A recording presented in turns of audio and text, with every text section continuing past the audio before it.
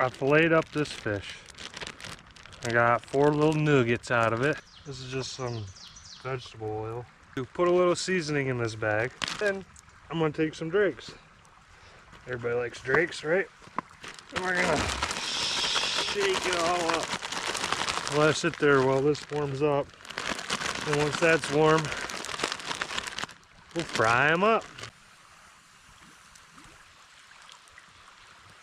Whoa, whoa, whoa. All right, let's give this fish a try.